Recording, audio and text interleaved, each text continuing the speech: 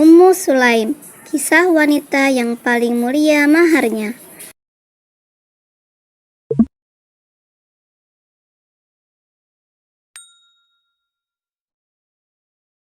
Pada zaman Rasulullah Shallallahu Alaihi Wasallam, hiduplah seorang wanita yang cantik, cerdas, dan berakhlak mulia.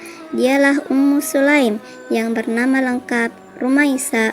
Ummu Sulaim binti Malhan bin Khalid bin Zaid bin Hiram bin Jundab bin Amir bin Ghanam bin Adi bin An-Najjar al-Ansariyah al-Khazrajiyah. Ummu Sulaim merupakan salah satu wanita yang pertama memeluk Islam dan memiliki banyak kontribusi dalam Islam. Ia berasal dari kalangan Ansar dan merupakan ibu dari Anas bin Malik, salah satu sahabat Nabi Muhammad SAW yang meriwayatkan banyak hadis. Tatkala cahaya Islam menyebar ke segala penjuru dan ia mendengar ajaran yang dibawa oleh Nabi Muhammad SAW, ia termasuk orang yang bersegera meyakini kebenaran Islam. Setelah menyatakan keislamannya, ia turut membimbing anaknya Anas bin Malik untuk mengucapkan kalimat syahadat. Tak mudah bagi Ummu Sulaim untuk memeluk Islam, agama yang paling benar dan diridhai Allah Subhanahu wa Ta'ala. Suaminya adalah orang yang pertama menghadang laju keimanannya. Malik sangat marah begitu istrinya telah masuk Islam. Lantas ia berkata, "Apakah engkau telah musyrik?" Ummu Sulaim menjawab dengan penuh keyakinan dan keteguhan, "Aku tidak musyrik, tetapi aku telah beriman." Ummu Sulaim membimbing anaknya Anas untuk mengucapkan 2 kalimat syahadat. "Katakanlah, La ilaha illallah," dan katakanlah, "Asyhadu anna Muhammadar Rasulullah." Lalu Anas melakukannya. Melihat keadaan itu, Malik berkata kepada Ummu Sulaim, "Janganlah merusak anakku." Ummu Sulaim berkata, "Sesungguhnya aku tidak merusaknya, akan tetapi aku mengajari dan membimbingnya." Suatu ketika Malik pergi menuju Syam. Dalam perjalanannya ia bertemu dengan musuhnya dan ia pun mati terbunuh.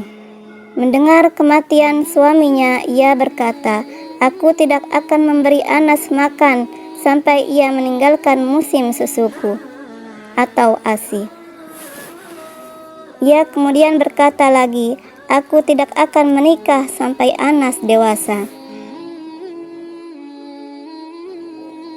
Hari terus berganti. Orang-orang pun memperbincangkan Anas bin Malik dan ibunya dengan penuh kekaguman dan penghormatan.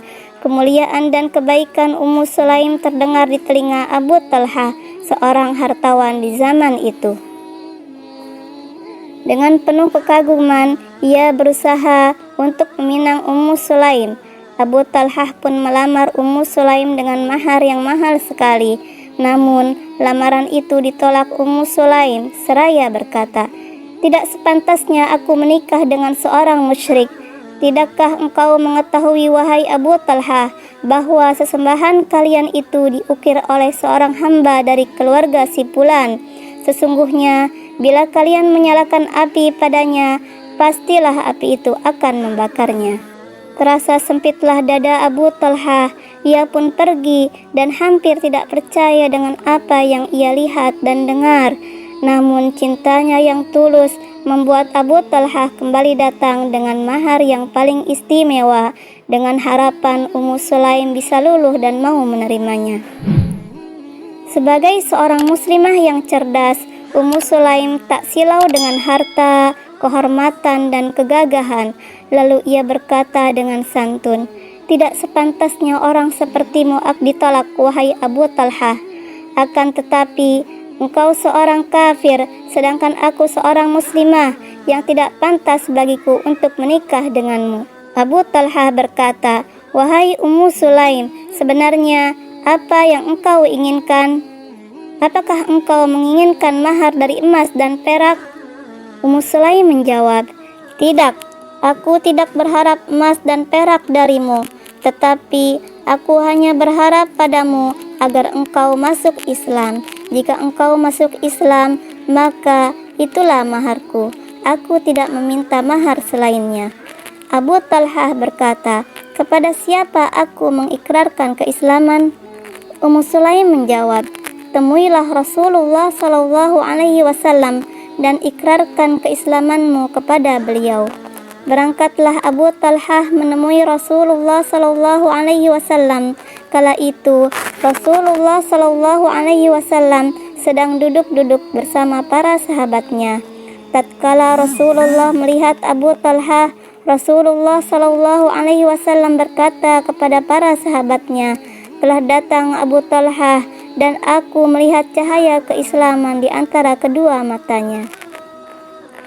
Abu Talhah menceritakan kepada Rasulullah Shallallahu Alaihi Wasallam maksud kedatangannya, hingga akhirnya Abu Talhah pun menikah dengan Ummu Sulaim. Tsabit, seorang perawi hadis, berkata dari Anas radhiyallahu anhu, "Tidaklah aku mendengar ada seorang wanita yang lebih mulia maharnya daripada Ummu Sulaim, yang mana maharnya adalah al-Islam."